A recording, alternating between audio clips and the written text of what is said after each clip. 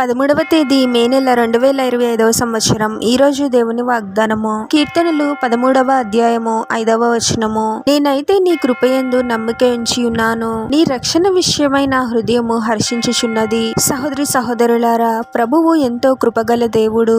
ఎన్నోసార్లు మనము ప్రభువునకు విరుద్ధమైన కార్యాలను చేసినప్పటికీ మనల్ని ప్రేమిస్తూ మనపై కృపను చూపిస్తూ మనల్ని క్షమిస్తూ ఉన్నాడు. అర్హత లేని వారమై ఉన్నప్పటికీ మనపై కృప చూపిస్తూ మనల్ని ఆశీర్వదిస్తూ ఎన్నో మేలులను జరిగిస్తూ ఉన్నాడు. లోకంలో ఎన్నో భయంకరమైన పరిస్థితులు ఉన్నప్పటికీ మనల్ని ప్రేమిస్తూ అన్ని కీడుల నుండి మనల్ని రక్షిస్తూ ఉన్నాడు.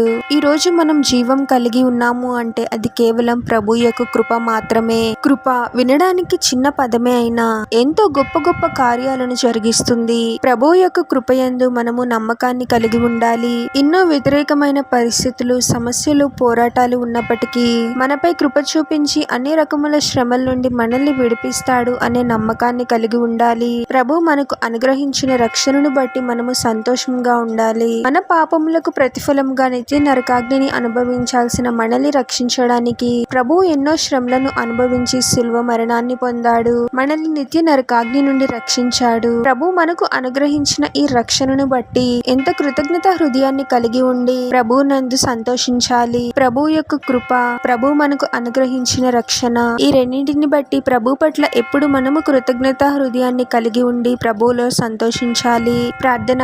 పరిశుద్ధుడవగు ప్రభువా, మీ పరిశుద్ధమైన పాదాలకు వేలాది వందనాలు, స్తుతులు, స్తోత్రాలు చెల్లించుకున్నాము తండ్రి. మరొక నూతన దినంలోనికి మమ్మల్ని క్షేమంగా ప్రవేశింపచేసిన దేవా, మీకే స్తోత్రం ప్రభువా. మీ కృపయందు మేము నమ్మకాన్ని ఉంచేవారముగా మమ్మల్ని దీవించండి తండ్రి. వ్యతిరేకమైన పరిస్థితులను, అపవాది వేసే తంత్రములను చూసి మేము భయపడే వారముగా కాకుండా మిమ్మల్ని సంపూర్ణముగా విశ్వసించే వారముగా మేము ఉండాలి తండ్రి. మీరే మా విశ్వాసాన్ని బలపరచండి ప్రభువా. మీరు మాకు అనుగ్రహించిన రక్షణ ఎంతో గొప్పది ప్రభువా. లోకానుసారమైన విషయాల మీద దృష్టి నిలిపే వారముగా కాకుండా మీరు మాకు అనుగ్రహించిన ఈ రక్షణను బట్టి ఎల్లప్పుడూ మీ పట్ల కృతజ్ఞతా హృదయాన్ని కలిగి ఉండి మీలో సంతోషించే వారముగా మమ్మల్ని దీవించమని ప్రార్థనలో ఏకీభవిస్తున్న ప్రతి ఒక్కరిని పేరు పేరున దీవించి ఆశీర్వదించి అభిషేకించమని, వారు చేసే ప్రతి పనిలో మీరే వారికి తోడుగా ఉండి వారిని అన్ని కీడుల నుండి, అపాయాల నుండి మీరే వారిని రక్షించమని ఈ మా మనవులన్నీ యేసుక్రీస్తు వారి పరిశుద్ధ నామంలో అడిగి వేడుకొనుచున్నాము తండ్రి. ఆమేన్.